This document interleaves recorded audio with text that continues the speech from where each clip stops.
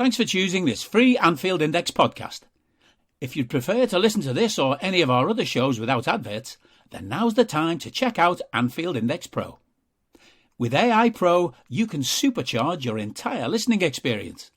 You'll not only get all of our podcasts without the ads, but you'll have them far faster with our quick publish feature available exclusively for subscribers.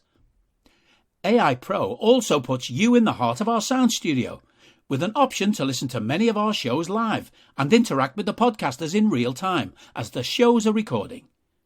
Upgrading couldn't be easier. AEye Pro is available on all popular podcast platforms, and we have our own apps for Apple and Android. Just head on over to AnfieldIndexPro.com and get started today. Hello and welcome to AEye Scouted on Anfield Index. I'm Dave Hendrick, joined as always by Mr. Karl Matchett. How are you, sir? Dave, the last football match I watched was still Liverpool v Brentford. How do you reckon I am? Well, I decided to just bin off last night's games because I was still fucking furious about what had happened in the Brentford game. And I'd done the Daily Red yesterday, and Lisa Marie DM'd me on Twitter saying that I sounded suicidal on the Daily Red, and then told me that at least the Everton result would cheer me up. And I had no idea what was going on, so I checked, and Everton were losing 4-0 at home to Brighton. So it did cheer me up a little bit. But today, Sam Wallace in The Telegraph has pissed me off royally with his article, which basically is a follow-on from what we heard Jamie Carragher say post-match on Monday night regarding the growing influence of Pep and Linders. Not only, it would seem, in the tactical approach, the pre-season, but also in terms of recruitment and how he is having more influence on the players we buy and the type of players we buy. And this is something Carragher had alluded to. Now, for those who don't know or aren't aware, Jamie Carragher is a columnist for The Telegraph. Sam Wallace is not a Liverpool reporter. He is a Manchester-based reporter who largely focuses on United and City, but is a kind of a national reporter as well. But my guess, Karl, is that Cara was at least one of the sources used in Sam Wallace's reporting. Yeah, I don't really know. I mean, Sam Wallace is the chief football writer, so he's just across all big stories, basically. That's his purview, is whatever you want, which is of big enough to justify his attention, really. So I wouldn't say that there's lots in the Wallace piece which is definitive. Like, there's obviously a lot in there which is suggestive or suggested or mentioned that might be the case or that sort of thing. But I wouldn't say that there was a huge amount of definitive statement in there. That's probably the first thing. The only quotes is like you mentioned, the Carragher from Sky, which he said probably off the cuff, live TV, that sort of thing. And again, that was just like a wondering rather than anything specific or let's say factual. So I don't know how much to read into this. It does say, like, one of the lines, if we just read that, is the signings do demonstrate the scope of Linda's influence at the club. And the suggestion there, or what's actually said there, is that he is able to have more of a say on people who we do or do not want, or who he at least does or does not want. There's a particular line in there which I nearly threw up my breakfast reading that said Liverpool were offered the chance to sign Christopher Nkunku, and yes, both manager and assistant manager declined. It doesn't say why. This is, I think, is an important thing. It doesn't say if it was because they wanted Darwin Núñez and there was only money for one. It doesn't say if because they didn't like his performances or how he approaches the game or didn't think he would be a good fit. There's no detail of any kind. So, and it goes on to say, by the time we now had injuries in the forward line in the new year, and Nkunku's already got an agreement. So again, is that relative to the fact that we might have gone for him, but it wasn't the right timing, or they just didn't want him at all? It doesn't really go into any detail there, and it certainly doesn't say anything of the sort that Linders has an overall say or has more say than somebody else at the club or anything like that. So I think at the moment it's probably partly because there's talk about Linders that there's another article about him, if you get what I mean. Sometimes, news and media cycles do follow this lead. There is talk about someone somewhere, so then there's a follow-up piece on it. Whether or not that is bringing anything specific or new or good or bad or anything at all, it's the fact that there is a conversation to be had. So I don't read loads into this article from this morning, other than the Nkunku thing, which again, there's no clarity about it as such. Yeah, I mean, the thing is, in the summer we tried to buy Tchouaméni and Darwin. That was the plan. So that would suggest that there was money there to buy both Nkunku and Nunes if we had wanted to do that. And given we have changed the shape somewhat seriously, given Harvey Elliott, when playing as the right-sided midfielder, seems to have the freedom of the park to go and do whatever he wants, and Jordan Henderson does exactly the same, and neither of them contribute anything defensively, surely there was a case that Nkunku in that role would offer significantly more, at least in the attacking side, even if it was a case where he was playing as a right-sided 8, but had freedom to play it almost as a 10.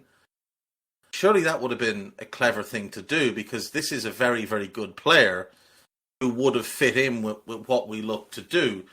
There are a few things in the article that concern me. I mean, just the idea that an assistant manager would have a say on a £60 million transfer, that concerns me. I don't think he should have any say in recruitment.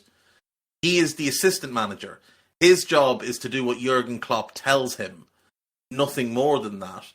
If Jurgen is giving him more power than that, then that's Jurgen's fault.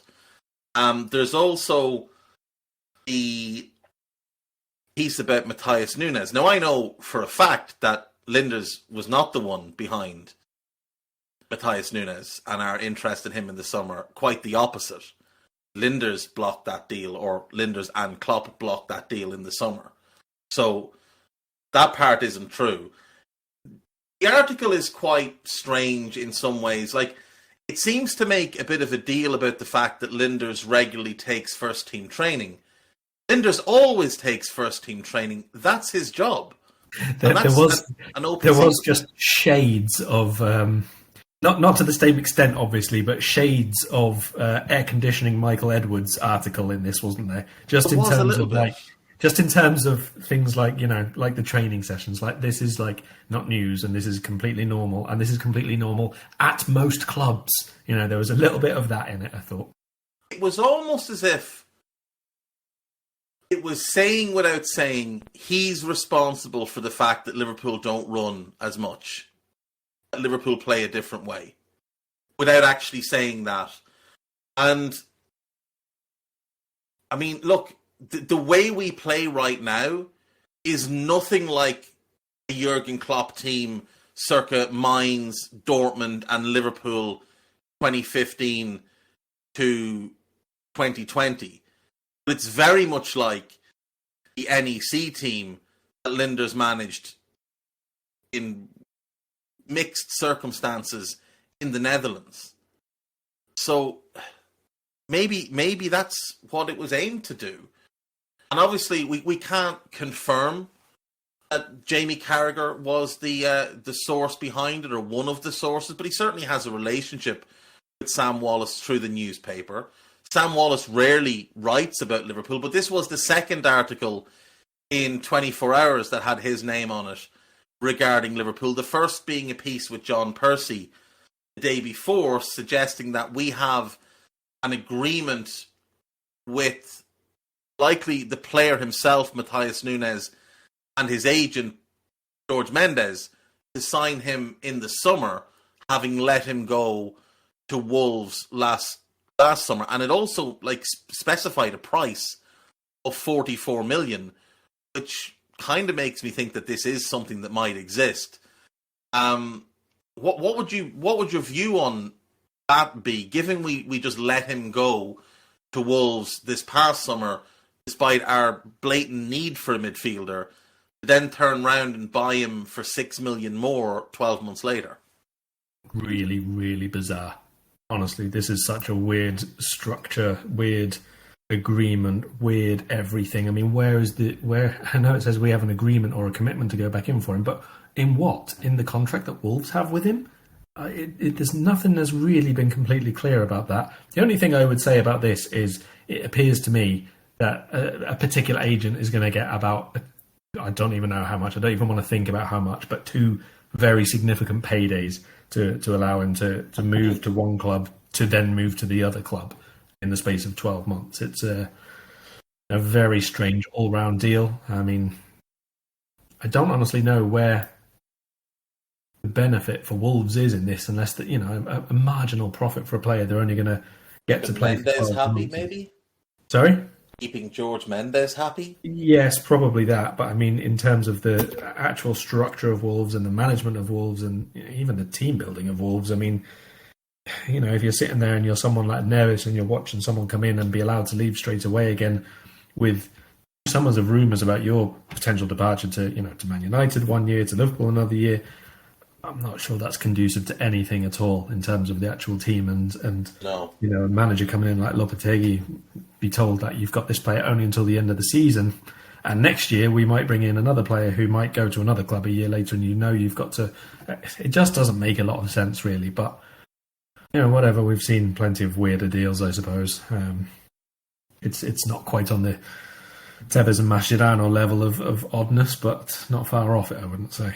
That's kind of what it reminded me of, is the Tevez Mascherano to West Ham thing, where it was an agent that facilitated that move. It was a move that surprised a lot of people because said player was linked with significantly bigger clubs, in Nunez's case, us and Manchester City. And from a Wolves point of view, outside of making a small profit and keeping Mendes happy, thus keeping the pipeline of talent that he controls flowing through Molineux, it doesn't really make sense. Because if you're Julian Lopetegui and you're looking to build a team, are you that person who has everything? The coolest merch and those must-have fan threads? Well, over at our Anfield Index shop, we've gone that extra mile when it comes to pimping up your Liverpool collection. From our popular range of bespoke design t-shirts, sweaters, hoodies and hats, to our signature edition mugs, prints and coasters, all provided with fast worldwide shipping. We have something for every red. We also stock official LFC merchandise and are licensed with the Premier League and UEFA to sell official iron-on shirt badges and sleeve patches. As a listener to this podcast, you can get 10% off everything with coupon code AEyePro10. Just head over to AnfieldIndex.shop or find us on Etsy by searching for Anfield Index. how do you build around a player if you know he's leaving? I mean, I know they've got a couple of others in that boat. Like you mentioned, Ruben Neves, he's probably going to go in the summer. It's time. Adama Traore, Lopetegui's spoken about him and he'd like to keep him, but he's out of contract in the summer and probably leaves. It is just a very strange situation, and it does seem a little bit like Wolves have sort of been used as a middleman without really having much control over their own actions. I really like the player. I think he's a very, very good player. I think he'd fit very well in our team. I think the fit with him and Jude wouldn't be immediately good. But I think he can be. I think he could play the left-sided role if we wanted to get back to being a more all-action midfield.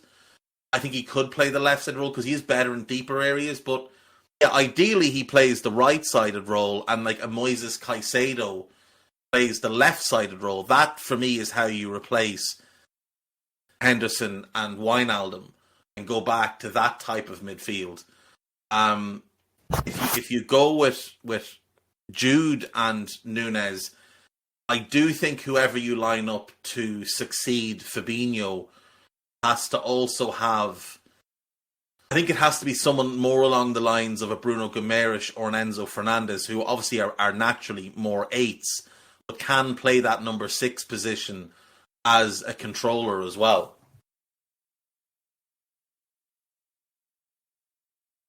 Yeah, I mean, I still, to be honest, think that we need to sort out a slightly different alteration or alignment in midfield before we keep worrying too much about which players we want to sign, because regardless, I think, of which players you plug in at the minute, it's still not going to be protecting the defence and protecting the team in transition play and against counter-attacks and all that, as well as we should be at the moment. And I think, whichever players we sign, there still has to be an adjustment in midfield, either positionally when we're in possession or who recovers where out of possession when we lose it, because at the minute, I think you could put Real Madrid's long-standing 3 in there, playing the same way we do now, we'd still get cut open. There has to be changes in our approach as much as personnel.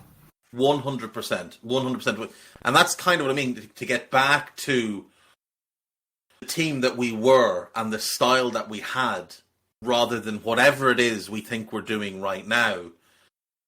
That's where I'd be looking at, Núñez and Caicedo.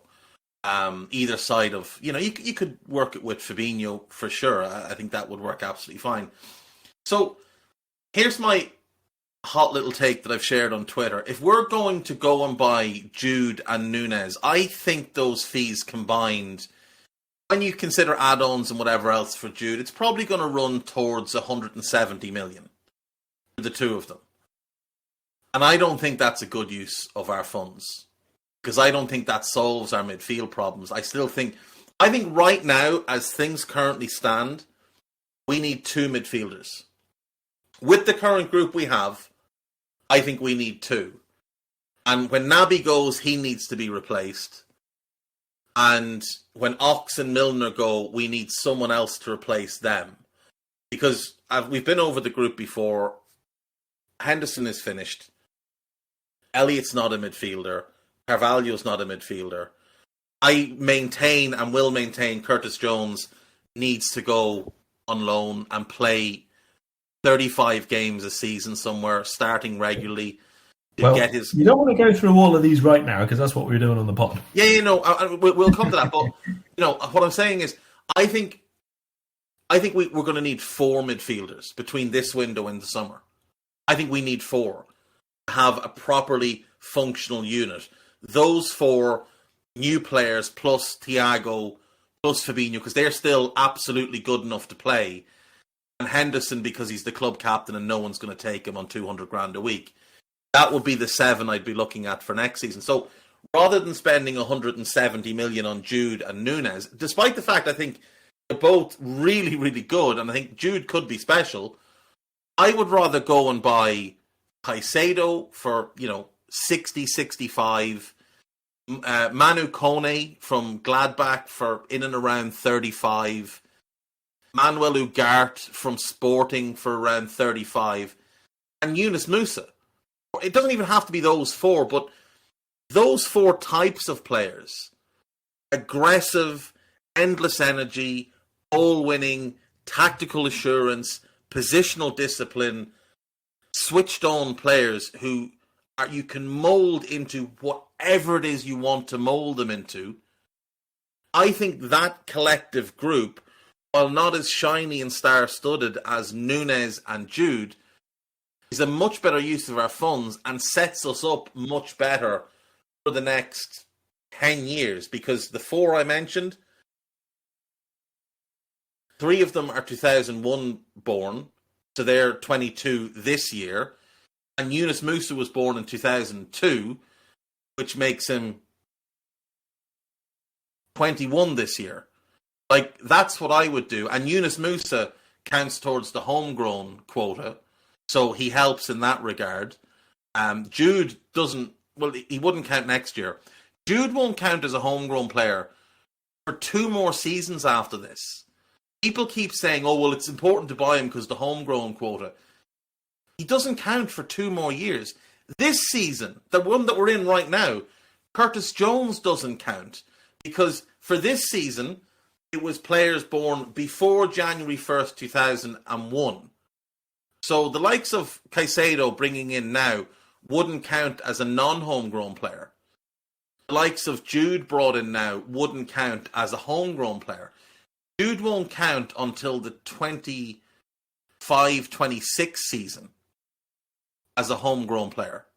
Or 24-20. I think it's 25-26. Yeah. 23-24, it'll be January 1st, born before January 1st, 2002.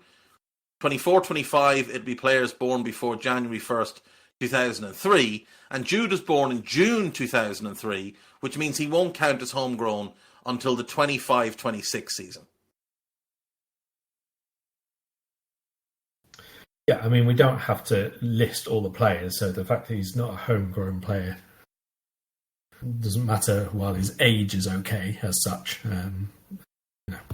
Under 21 in the list, so you don't literally need him to be a homegrown player. But I suppose for the longer term, yeah, we do want those players. But I don't think that can even be remotely considered a key factor at the minute for signing or not signing any player. I think if you're looking for Liverpool to stay competitive and Liverpool to stay challenging for major trophies and all the rest of it, it's very, very much got to be about players for positions at this point. And for your depth options, maybe then you start to look at the homegrown quotas and all the rest of it if you need to still. But first and foremost, don't sign Jude because he's homegrown, and don't not sign him because he's not homegrown or anything at all like that. I think that's the thing. Like, you don't pay premiums on players just because they're homegrown players.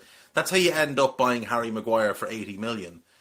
Your homegrown quota, your 7. Well, it's not even that. It's you can't have more than 17 non-homegrown players. Is basically the truth of it. But your 2 backup goalkeepers, second and third choice, they can both be homegrown. Your backup left back can be a homegrown player if we shift Costas. One of your backup centre backs, whatever. You don't have to have big English players costing big amounts of money just to fill some stupid quota. That's a nonsensical thing to look at. Right. So we're in agreement that the whole Núñez thing is weird, that the Sam Wallace thing, while shining a light on Linders, doesn't give us a whole lot of detail that wasn't really known, and maybe is the start of more information coming out. Who knows? It's certainly notable that Julian Ward is leaving and Ian Graham is leaving, and whether or not they're connected to this growth in power of Linders, who knows? But it's kind of implied in that article. Like you said, it's a little bit like the air-conditioned offices and the laptops, as if most offices aren't air-conditioned in the modern day. It's just very strange. Let's have a look at our current squad. Let's have a look at our current squad. And what I want to do is I want to go through everybody and do keep, sell, or loan. Now, I want you to take your big J journalist hat off a little bit. And I want it to be... Because normally, you don't like to blow things up too much. So when we've gone through other clubs and fixed them, you're a little bit more kind to players than I am. You don't just bin them off the way I like to do. But, I want you to be a little bit more ruthless on this one. So we'll start with an easy one. We'll go through them based on their squad numbers. So we'll start with Alisson, and the last one will be Pitaluga, and we'll do everybody in between. So let's start with Alisson Becker. I would keep him even at the extent of needing to sell a big other player to keep him. Yes, and I would 100% agree.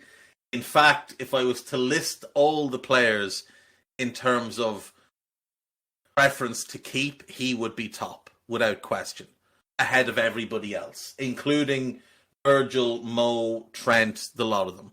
He would be number 1 on my list to keep. So next up then is Joe Gomez. I presume this is for summer rather than January, yeah? Yes. Yeah. I would sell if there were offers of 20 or more. And I would agree. So Gomez, yeah, and we should do that. If you're going to sell, what would be the price point that you would want? So you're saying 20 plus, Yeah. and I'll agree I with wouldn't that. sell Gomez for less because he does fill 2 roles for us now. Yes, and I mean, look, he's only 25. He'll turn 26, I think, in May. So he's still a young player with a lot of runway ahead of him. He can obviously he's a competent right back. He can be a very good right back when he gets a run. We know we've seen him be a very good centre back, though it is a couple of years in the past. I think there's scope to get a good fee from him because of his age, because of his nationality will help because other clubs will value an England international and all that kind of stuff. I do think we could probably get, maybe even 30, including some add-ons or even without add-ons. But yeah, I would sell him for around the same as you, around 20 plus. Next on the list then is Fabinho. And I think this is an interesting one because I have seen some people suggest that maybe with a hint of decline, he's only 29, maybe you cash out and try and get a decent fee from him. But where would you stand on Fabinho? With 3 years still left on his contract, I would keep him. But I would want to see quite considerable signs across the rest of this season and obviously then next season that he was still capable of being very, very good. Because I don't think that 29 years of age come the end of this season, that's not like his peak is so far into the sunset that he's just going to be crap from now on. He shouldn't be. He should still be very, very good. Even if your very finest peak years are 27, 28, there's not supposed to be a 60% drop-off in the next season. So we would still expect to see a 90% good Fabinho, which is still better than 90% of other defensive midfielders. Exactly. Or anything out there. And you can protect him by A, putting players either side of him that actually, run and such, and B, having a quality alternate in the squad. So someone like a Manuel Ugarte who can come in, give you 20 starts a season across all competitions, and therefore you keep Fabinho a little bit fresher, and I think you'll get more out of him. I think we've gotten better performances since the World Cup break, because he got to go and have a nice relax in Qatar, because he wasn't playing so much of the football. So I do think we've seen a better Fab in the last 3 appearances, and hopefully that will continue. Arman asks, what fee would you require if you were to let Fabinho go? So say you've planned not to, but now someone's come in with a bid for him.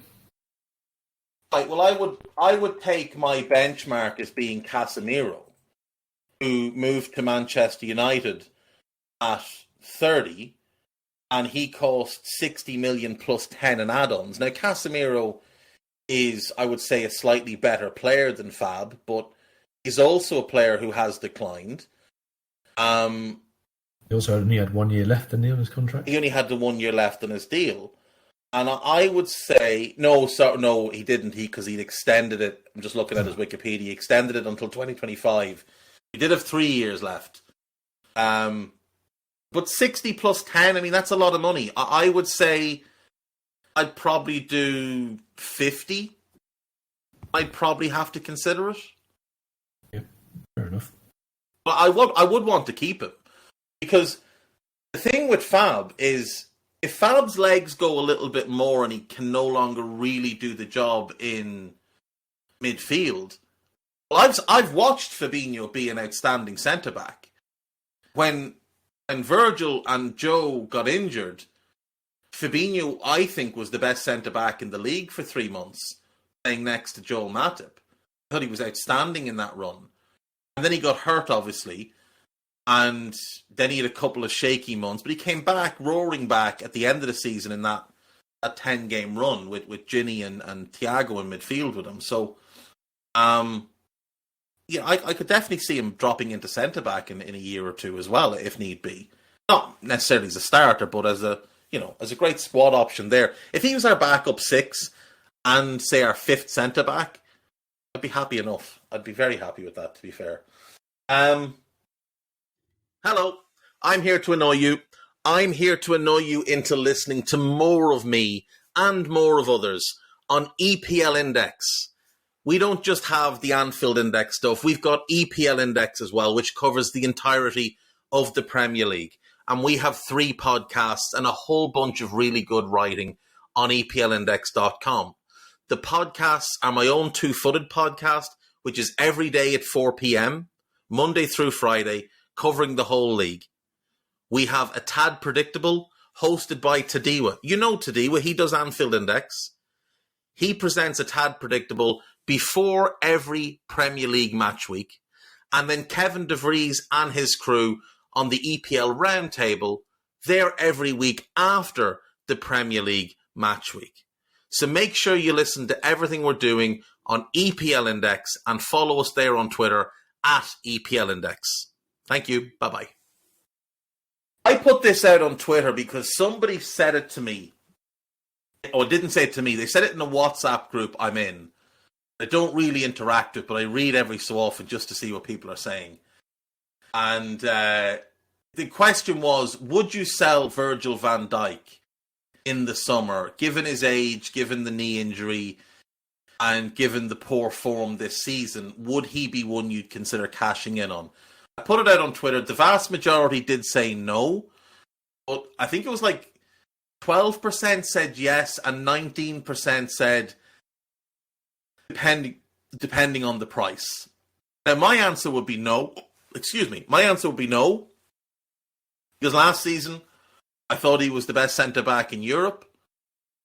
And this season, I thought he was poor in the first half, but it looked like he was playing within himself.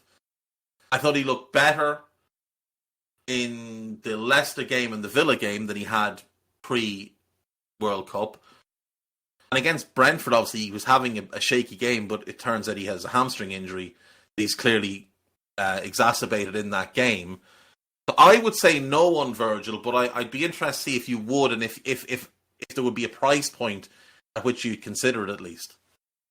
I wouldn't sell him, no, and the price point I would consider is still probably 60, 70 million, because I tell you what, I don't really see that many out there who are consistently good. Neither do I. And the thing is, when I look at Thiago Silva, who at the very peak of his career wasn't anywhere close to the level of Virgil, Thiago Silva's 38 now, and he's still playing regularly. So why am I giving up on Virgil when I can still have him in my team for a minimum of 4, 5, 6 more years? Because his game isn't pace reliant.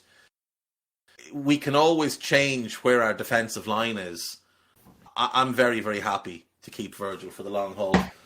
This one is an automatic no from me. I would not sell Ibu Konate for any price that you could name. I would sell Ibrahima Konate if you're giving me Messi and first choice to 17 of the next players out of PSG's academy who they decide not to play, and I don't know, they pay the agency fees for any more players that we want to get from Portugal. So all the players we're going to buy. Yeah, no, I think he's sensational. Didn't have a great game against Brentford, admittedly, but looked like a fella that hadn't played in a while. Thiago Alcantara. I don't want to sell Thiago, but I would. I would sell Thiago based on 2 reasons. One, he wants to leave. He's done a couple of years in England and has decided he wants another thing to do or whatever in his career. Or 2, we decide on a midfield structure and way of playing defensively, which he doesn't quite perfectly fit into. I think Thiago is probably the most high class and high caliber and technically gifted player at the club. Yeah. And therefore the only reason you would really not play him or not use him is if he doesn't tactically fit with exactly what you want to do. And if that is the case, then that's one of those difficult decisions that you have to make, I think. Not a nice one or a good one, but for the betterment of the team going forward, it's one you should make. So, as I said before, when we're talking about which midfielders to bring in, you need to decide how Liverpool are going to play off the ball. On the ball, we're still fine. We're still not great. We're not at our top level, but we're still creating enough chances to score probably 3 goals a game at the minute. We're missing a lot of chances, but we're creating enough chances for it. And he's a big part of that. But defensively, we're shambles. You have to fix how you play off the ball. And if that entails playing a different way in midfield, if you want two really aggressive, powerful, tall, aerially proficient midfielders, maybe then you have to make the decision what to do with Thiago, and that way you would have to sell him. I think there's plenty of ways to get around the problems that we have at the minute without doing that, without resorting to not having a Thiago type in midfield, and so I'd keep him. But like I said, it depends on which direction we take in midfield. Unless he asked to leave, there are no circumstances under which I'd want him to leave. I would fire Pep and Linders tomorrow and appoint Thiago as player/assistant coach and allow him to oversee things, because I think he's a footballing genius. So for me, I would keep him. I would extend him. Our man is asking, would you offer him an extension? I would. I'd offer him an extension. I'd limit the games that he plays in. I don't think he needs to be playing 50 games a season, 40 games a season. I think he can play 20, 25 starts, have him off the bench, use him in certain games against the dross where you want more creativity and control and ability to unlock things. And then if we're playing a team where we need, big rangy monsters charging up and down the field, then you can sit him out but have him as an option for the last 20 minutes. I also think if you put him, I know it didn't work when they tried him there the first season he was here, but I think if you put him as the 6 with, say, Manu Kone and Moises Caicedo either side of him, I do think that could work, because you'd protect him a little bit more. He's a very good defensive player. The only issue is the mobility. I'd be keeping him 100%. Yeah. The other thing with Thiago is that at this point, we're still having to play him game after game after game after game after game, because our other midfielders are either crap, injured, out of form, or hideously misplaced in the system that we use. We shouldn't be at that stage at this point of team building. That's the bigger point here. Thiago shouldn't have to be playing away to Brentford and maybe in the cup to Wolves and maybe then against Wolves in the league and all the rest of it. He should be not rested and not left out every week. He's only 31, but he does have a history, obviously, and we should be able to protect that. Yeah, and like it's Ali's just mentioned. You look at Luka Modric, and Real have scaled back his minutes considerably. Luka Modric is 37 and still playing like one of the best players in the world. Thiago, for me, is every bit as good as Luka Modric has ever been, and I would look at that as the blueprint for what I'm going to do with him. Just keep him for certain games. When there's a big Champions League game or a big Premier League game and you want that extra little bit in midfield, yeah, absolutely. This one isn't keep, sell, loan. This one is extend or wave goodbye. James Milner. It is yet again time for James Milner to depart. Yeah, it has been time for James Milner to depart for at least 3 years now. And in the words of the late Claude from Arsenal Fan TV, it's time to go. So get out. Naby Keita. Less of a stern boot out the door from me. No, a big boot out the window from me. Not even the door. He has his own door, but it's an internal door. He's contractually not allowed to use any other doors, so he's got to go out the window. Extend or wave goodbye, Naby Keita. Goodbye to Naby Keita. I've had enough now. Yeah, me too. And it's not even just from our point of view. For him, I want him to go and have his career.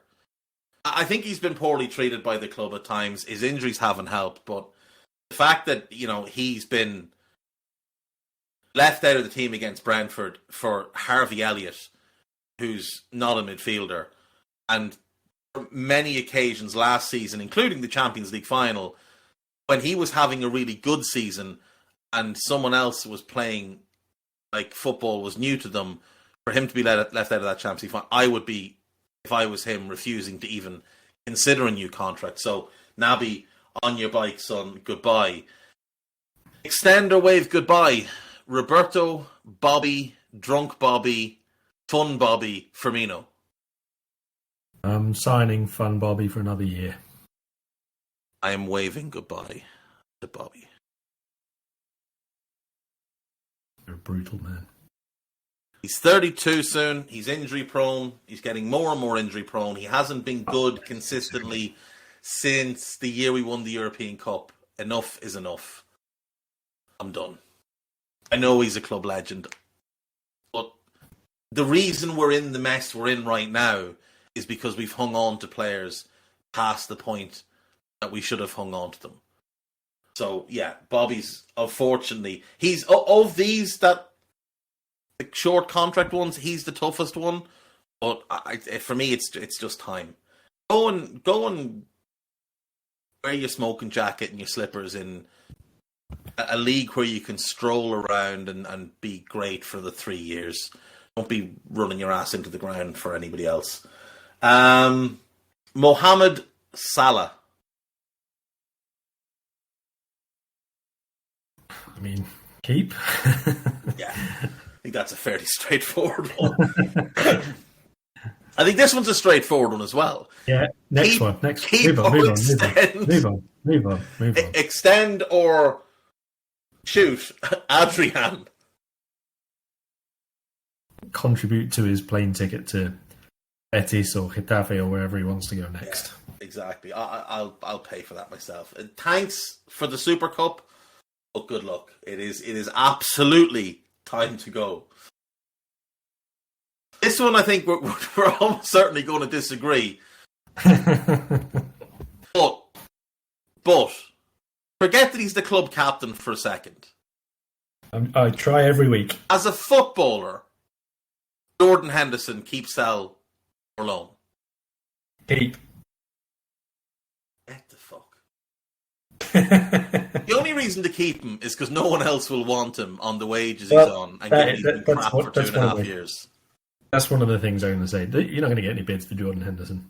You're not. He's going to be 33 years of age to start the new season, unless it's like, a Nottingham Forest for 5 million or something that's like perfect. That. That's what we're doing. Yeah. Henderson, 5 million. I don't see it. Also, look, I'm looking at this.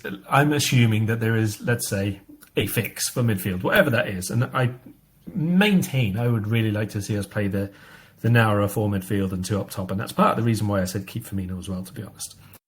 I would think that if we're losing Milner, obviously we're losing Keita that we've both agreed to get rid of. I suspect there'll be at least another 1 or 2 from this squad along the way, we'll say, to offload as well. I think we need some continuity in terms of backup players.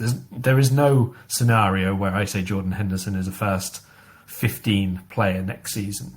But I think that some continuity is important, and I think that some familiarity is important, and maybe not having to play every week. Familiarity Karl has us sixth.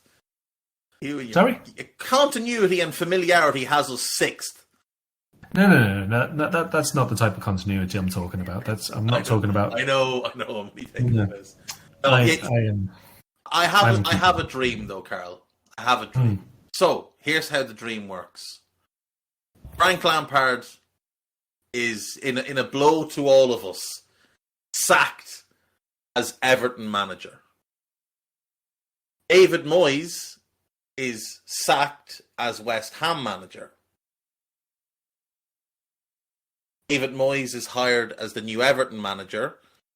That's by the by. The West Ham job is open. Now, West Ham see themselves as one of the big clubs in England, and they'll want a manager with a bit of a track record, a bit of a name. And what manager is more wanting to become a London manager with his false teeth and his suntan than Brendan Rodgers? And Brodgy strolls in to West Ham, and Declan Rice says, right, thanks now, I'm away off to Chelsea. And who does Brendan turn to replace Declan Rice? Only Jordan Henderson. 6 million, Brendan, and he's yours. That's 5 million for the club and 1 million for me for making it happen. That's the dream. Jordan Henderson and Brendan Rodgers at West Ham. But yeah, you say keep, that's fine. Let's move on. Alex Oxlade-Chamberlain, extend or wave goodbye? I keep trying to tempt myself into keep Ox, but I suppose it is time for us and for him especially as well to go elsewhere if he wants to do stuff with the remaining years of his career. Yeah. I still see uses for Oxlade-Chamberlain, I'm not going to lie, but it's obviously just very, very difficult for him to get back into a regular pattern of playing with us. So I suppose he'll have to go. I love Ox as a person. I do. I think he's just one of the most genuinely good people you could ever hope to have at your football club. But he is now 29, and he's been at the club since 2017. 141 appearances. Played his part last year, but it's been a long time since he was able to really nail down anything at all. And I'd like to see him go and play regularly and get the best out of the last days of his career. So for me, it would be a farewell, a fond farewell. I'd actually have a tougher time letting him leave than Naby, because I think Ox's personality in the squad could be quite important, but for his own good, I think he needs to go. I'm willing to let him go, but I'm offering him a 1-year deal. And if he agrees to sign it, I'm not taking it away. See, folks, I told you he was soft. I told you. Yeah. Right, we're going to disagree on this one as well. Curtis Jones. Staying. Absolutely not. A loan for Curtis Jones, because he is not developing at all on the ball in his current role at Liverpool. He has improved off the ball, but he's not developed on the ball at all. And when you look at the other players in his age group, the gulf between him now and them is enormous compared to what it was 2 years ago. Like, look at the difference between Curtis Jones and Jacob Ramsey. Jacob Ramsey isn't a more talented player than Curtis. He's a more dynamic player. But Jacob Ramsey is levels above Curtis right now because he's playing regularly. And I want to see Curtis play regularly. I wouldn't sell him unless an offer of 30 million came in. But I think loaning him for a year, I think you could get back a really good player who could make... See, if you could loan him out... If I could get him to Brighton or someone like that. Yeah, that's what I mean. Brighton, even Brentford. Get him down to Thomas Frank. Thomas Frank would have great fun with Curtis. If I could get him to the right club on loan, even for 2 years, and 2 years might work better, because you loan him for 2 years, and in 2 years Henderson's contract is up, and you wave goodbye to Brian and bring in Curtis, and you've upgraded another position in the team. I think he's got to go on loan. He has to play games. He has to play more games. It's not fair the way his career has been stagnated. I know he's had injuries, but even when he's fit, he didn't play the back half of last season. Is it even worth mentioning Cody Gakpo? Would you sell Cody Gakpo? I mean, he could be our own version of Matthias Nunez, and we sell him for 37. Sell him on to United next summer. No, if we keep Cody Gakpo, we'll keep moving. Harvey Elliott. I'd be more inclined to loan him out because of his age. But again, you got to pick the right one. See, like you even mentioned Brentford for Curtis Jones. I wouldn't, because if they go back to playing the 3-5-2, I don't see him playing central midfield for them. In a Brighton, I could see him playing any of the roles of the attacking mids in the 4-2-3-1 that De Zerbi is mostly using. For Brentford, I don't see Jones playing as one of their 3 centre mids. Jones over Jensen? Sorry? I'd have him over Jensen. I mean, I think he's a better player than them. I think he's a better player than Vitaly Janelt, but they're just completely different. I just don't think that... I don't quite think that those midfield types suit what he is. But that Jensen role is last year's Eriksson role. It's meant to be more attacking. Jensen's just not capable of being attacking because they've got Norgard and Janelt to do the dog work in there. And he's a decent player, but he's a bit of a nothing player in a lot of games. I think Curtis could bring a nice link between midfield and attack for them. And obviously off the ball, it would be what he's used to, or what he used to be used to before. Maybe he got injured because we stopped running as much. It's a strange one. Harvey Elliott, though. What you said, loan. I think if you find the right team, then I would consider the loan there. Maybe like... I was going to say Crystal Palace, but I think, again, you're probably looking at too many of that kind there. at that He's club. not It would getting in need their to be team somewhere. anyway. I think it needs to be somewhere with a few older players around him. Like, let's say Leicester, for example, if Rodgers departed and they bring in a new manager, I think he could play quite an important role there because they're going to lose Tielemans, for example. They may well lose Maddison in the end. I think there's a couple of roles there he could fill. In the 4-1-4-1 they were playing, Maddison's right-sided but very, very advanced creative sort of role. I could see Harvey Elliott doing that, for example. But it could be a mess. It could be a terrible manager. It could be a system swap. It could be a car crash all around. So it's a very difficult player to pick who you want him to go on loan for, especially since at the minute the role he's playing for us, if that's his long-term role, he's got quite a long runway to get to where he needs to be at the minute. I could see him at Leicester on the right of a midfield four with, if they were to go back to doing that 4-1-4-1 that they used to play. Harvey on the right, Harvey Barnes on the left. Ndidi as the 6. Dewsbury Hall and whoever they bring in to replace Tielemans or Maddison, or maybe Maddison stays. That would be fun. Ndidi as the sitter, and then Elliott, Maddison, Dewsbury Hall, and Barnes. That wouldn't be a bad setup. Patson Daka as the 9. Sort out your centre backs. James Justin and Luke Thomas as your fullbacks, get a real goalkeeper. That wouldn't be bad. I'd sell him. Because I don't think he's a Jurgen Klopp player. And I know Klopp likes him, but he's too small and he's too slow. Doesn't fit in the midfield 3. He doesn't fit in the front 3. If we play flat 4 in midfield, he can play right side. But you're only really using his energy there. You're not getting a whole lot out of him on the ball. You mentioned Palace. I mean, if Michael Olise was to leave, then I could see him being a fit there. But honestly, I think if I got 25 million, I'd probably take it.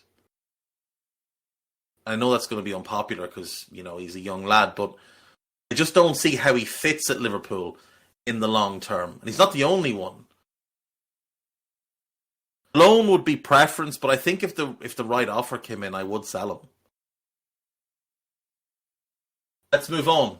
Diogo Jota. His name has been mentioned by a few people as one that they think maybe might leave in the summer. I don't see it, and I think he'll stay, and I wouldn't sell him because I think as a 4th or 5th attacker, I think he's got great value. I think he's a really good option off the bench. He's a really good option as a squad player.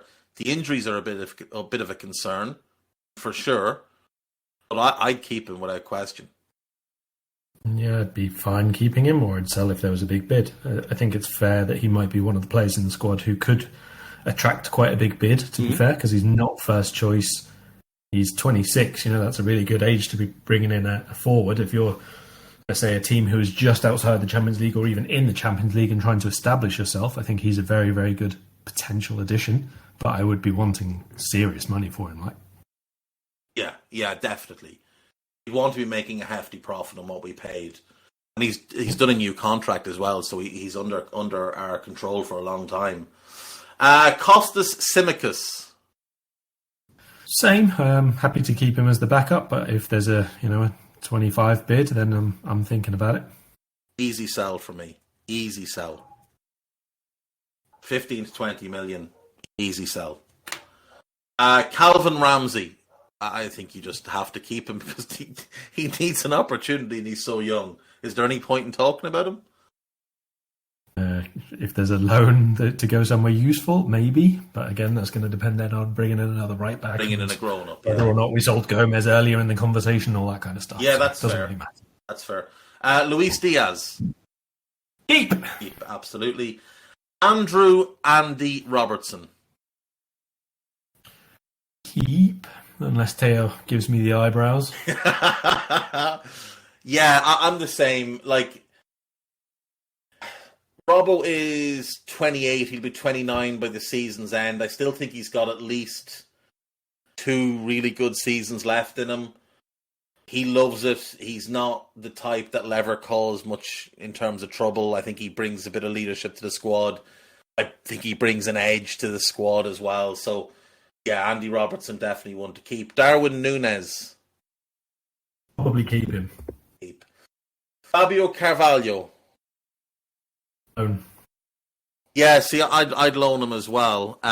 Because I again, if we got a really good offer, like if, let's say Benfica turned around and said, "Oh, we'll give you 15 to 20 million for him," I'd take it, because again, I think he's really talented. I just don't know. I don't know how he fits. He's a second striker. We don't play with one of them. Now, if we were to commit to going 4-4-2 and Mo was the second striker and we were to say, well, Carvalho is the backup to Mo, then great. Absolutely. I'm on board. But yeah, I'd loan him as well. I think it's an easier fit for him to stay than it is for Harvey, because I do think he can do a job on the left of the front three. He does have a decent bit of pace. Arthur Mello, buy or send home? I don't need a VPN. I've got nothing to hide. This is what I used to tell myself before I hooked up with LibertyShield.com. Not only is my home internet now fully encrypted, but I can now access all the websites I want, whenever I want, and do so from absolutely anywhere. As a Liverpool fan, I love to know I can now watch every match, regardless of whether it's on UK TV or not. My Liberty Shield VPN makes sure nothing is blocked and guarantees me super fast streaming speed throughout that match. You can get connected right now with their software package, which includes a 48-hour no-obligation free trial and instant access to their apps for Apple, Android, Fire TV, PC, Mac, and Android TV. Or go a step further like I have and get one of their pre-configured VPN routers. These small but powerful devices allow you to easily connect every device in your home to VPN, making it the perfect solution for smart TVs, mag boxes, and games consoles. Visit LibertyShield.com today and use coupon code AIVPN25 to get 25% off at checkout. Are you actually asking me? I just want your opinion on it. I didn't really want him in the first place, so we'll let him go back to you. Right. Joel Matip. I'd be open to a sale. Yeah, I'm selling as well. If it's not going to be, I don't know what. Let's say if it's not going to be 15 million, I don't think I would sell, because by the time you reinvest that to someone else, they're not going to be at his level, or they've got to reintegrate into the team or get better, or blah blah blah. So it's a sell if he wants, or there's a really good offer, but not one I'd be pushing at all. Yeah, I'm the same. His age, his contract situation, I might look around and see if anyone is interested, but you'd have to get a decent fee for him, because otherwise it's just not going to be worthwhile. Nat Phillips. Sell. Absolutely. Sell 2 years ago. Absolutely. Sell for whatever you can get. You'd stop asking people for silly money for Nat Phillips. He's an £8 million centre back. This one's a bit tough. Queven Kelleher. It's not for me. Keep him as long as he's happy to stay. See, that's the thing. If he's happy to stay, absolutely keep. If he's not, I do think you have to grant him his wish and let him go. And the hints are that he does want to go and play. Whether that's a loan or a permanent, I don't know, but it is what it is. I'd like to keep him. Trent Alexander-Arnold, I think this is an easy one. Stays, absolutely. Reece Williams, currently on loan at Blackpool. Completely forgot. Sell? Yes. Sepp Vandenberg, currently on loan at Schalke, but out with a rather nasty-looking ankle injury. A few people have told me that he's played quite well. He was doing all right at Preston, but he was doing all right at Preston, and he was doing all right at Schalke, and neither of those two, I would say, are high up on my watching list, so I don't really know. If there's an offer, I will therefore sell in ignorant bliss. I think I'd keep him as a fifth centre-back. I quite like what I've seen. Now, again, it's like you say, it's Preston, and it's a Schalke team that are pathetic, but, It is what it is. And lastly, then Marcelo Pitaluga. I think that's an easy keep, isn't it? Yeah, loan, I guess, and try and get him a bit more senior game time, I suppose. Right, our man has a question. What would be the offer that would come in for Trent that you would consider a sale, is how I'll word it? Or would there be a price? 120 million. Yeah, that's fair. Yeah. That's fair.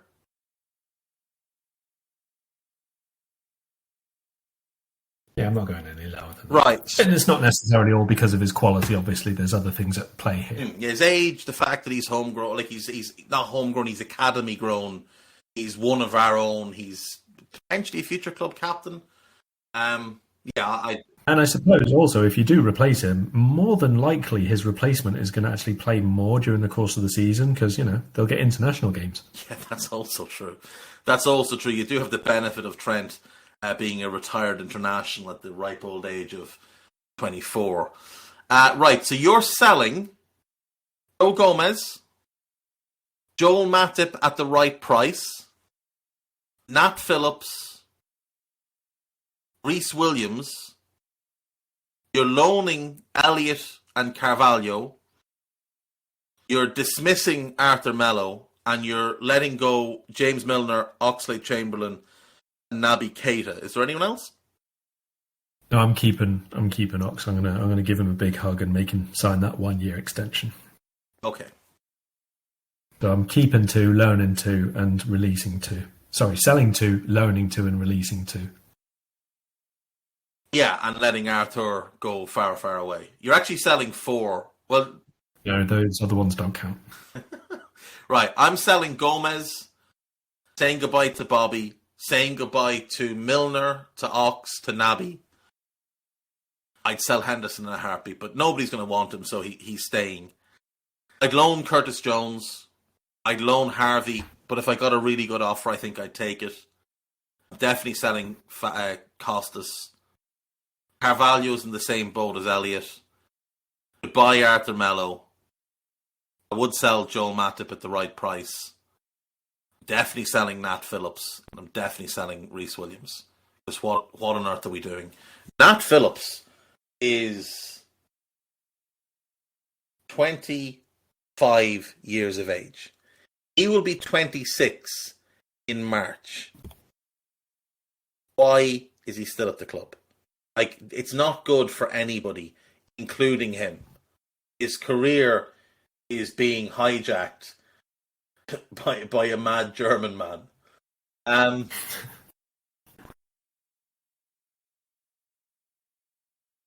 Yeah. I think there's a lot that needs to be done here, Karl. I think there's not just midfielders. Like, I think we need to be looking to upgrade our depth at centre-back, potentially. Get more Liverpool-type centre-backs, big monsters, big physical monsters, more Virgils, more Ebus. Joel obviously is big, but he's not the most physical player in the world. Joe Gomez is small for Jurgen Klopp centre-back. I would be absolutely doing that. You're looking for a new third-choice keeper unless one of the youngsters is ready to do it. I'd be changing the backup left back and getting someone who potentially can really push Robbo and maybe replace him in a couple of years. I'd be completely gutting the midfield, absolutely gutting it, because I just think it's dreadful. It is dreadful. I'd happily say goodbye to them all. Even with Jones, if the right offer came in, I'd sell him. But even Thiago, there's no one midfielder, not one single midfielder at our club that we can look at and go, perfect. Not one. We've got 11 to 12 of them. And not one of them, you can just go, yeah, great. Happy days. No need to worry with him. You look around at other clubs and they've got loads of them that they can just be delighted with. We've got Thiago, he's brilliant, but what if he gets injured? We've got Fabinho, gets injured a fair bit, looks to be declining, and all the rest of them are either crap, not midfielders, out of contract in a few months, or stagnated. So, how has this been allowed to happen? I blame Pep and Linders. I don't care. There's no logical reason for me to blame him. No logical reason at all. But I'm blaming him anyway.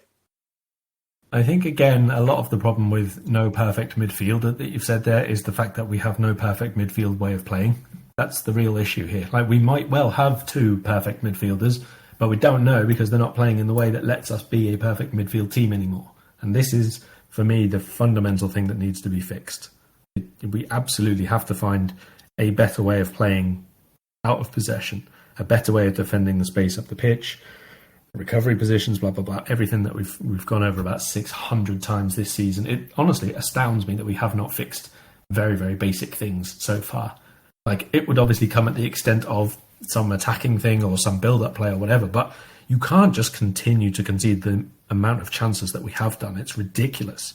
And so until we fix that, I think it's absurd that we're even in the market for midfielders, to be honest. You can't just have, this one fixed idea in your mind that we're going to play this way, regardless of whether the players we're picking every week are capable of doing it, and then eventually we'll sign someone who we think that would fit that role perfectly. That just can't be the way it's done. But that is the way it's being done under the new overlord, our new Dutch master, or according to Sam Wallace. Anyway. Look, the bottom line is that the buck stops with Jurgen Klopp. Simple as that. Like, everything that's currently wrong with the playing side of the club, from recruitment down to coaching to whatever, it all is Jurgen Klopp's fault. All of it.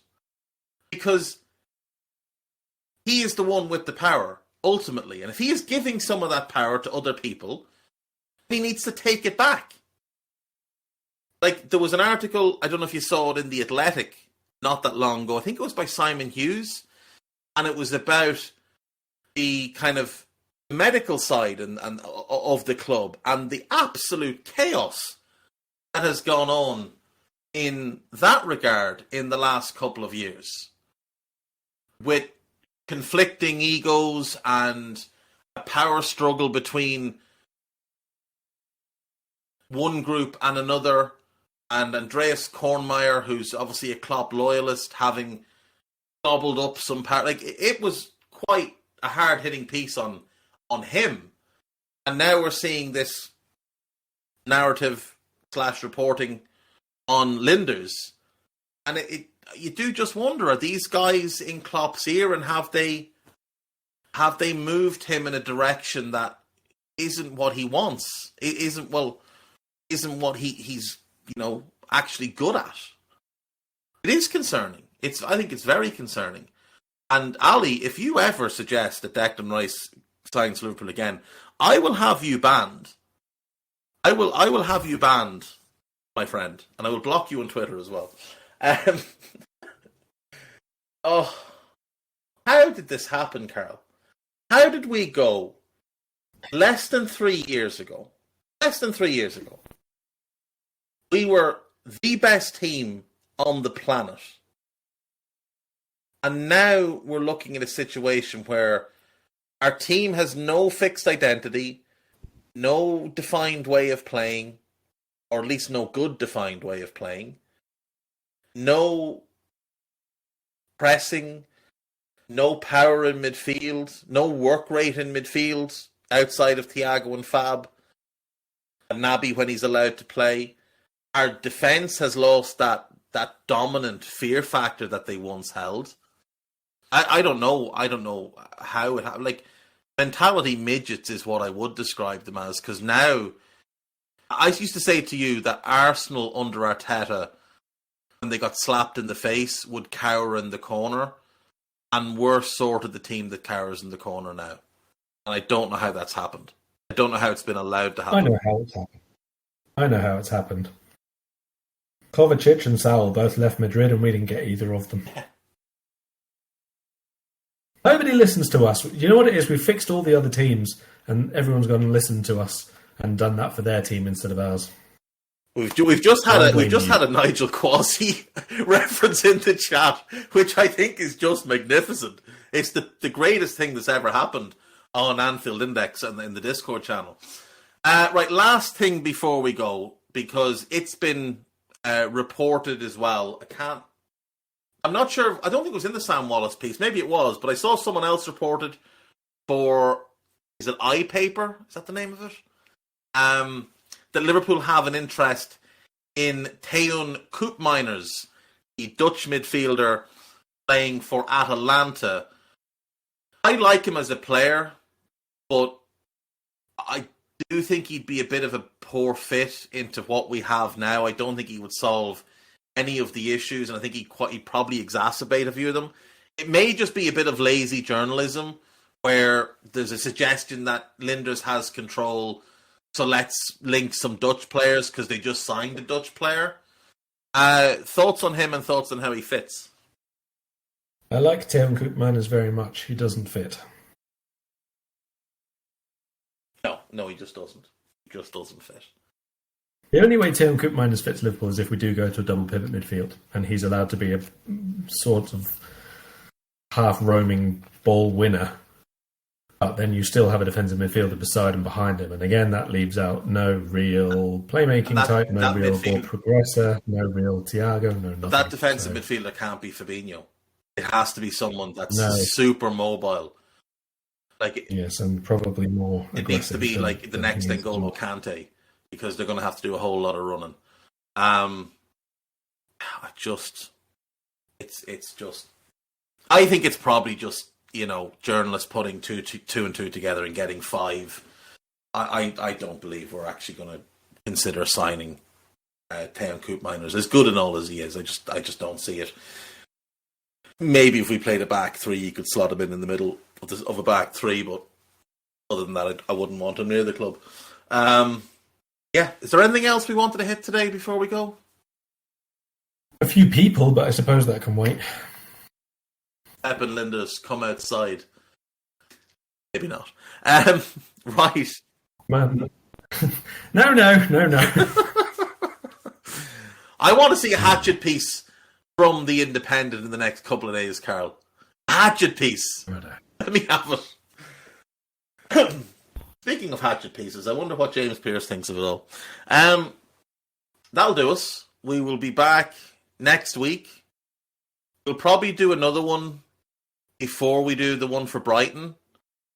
We won't be doing one for Wolves because, best of cup competition. There will be a Raw for the Wolves game. It'll be hosted by Guy with assorted guests. It won't be me. It won't be Trav. I assume the B team will be out for the cup. And that's it. Karl, thank you very much. Enjoy the last day of your stay in Spain. Is it tomorrow you fly back? It is. It's tomorrow. Back to the nice, lovely weather of London. Back to what is apparently an inability to escape Gatwick Airport because there's no transport out of it. But that would be fun. That's magnificent. That is absolutely magnificent. It's like when you couldn't get buses during the World Cup. Well, listen, at least your weather is going to be better than mine, where I looked at my weather app yesterday while it was raining and had been raining for pretty much 2 days solid. And it informed me that it's due to rain every single day until next Wednesday. Every single day. But at least it means it won't freeze because the overnight temperatures are kind of 4 and 5 degrees. So I'll take that over the frozen roads. So, there we go. We'll see you next time. Bye-bye. We hope you enjoyed listening to this Anfield Index show. Please be sure to subscribe to our channel so future podcasts find their way to your device automatically. There's nothing quite like fan engagement, and we'd love to know what you think of anything discussed on this show. The best way to get in touch is over on our free Discord community, where both podcasters and listeners debate the hottest LFC topics 24/7. Sign up free now at AnfieldIndex.com/Discord. You won't regret it. You can also follow us on Twitter at Anfield Index and find us on Facebook by searching for Anfield Index. Oh, and before you go, we'd love it if you could leave us a 5-star review on your favourite podcast app. It only takes a couple of seconds, and it means the world to the people who create these free shows.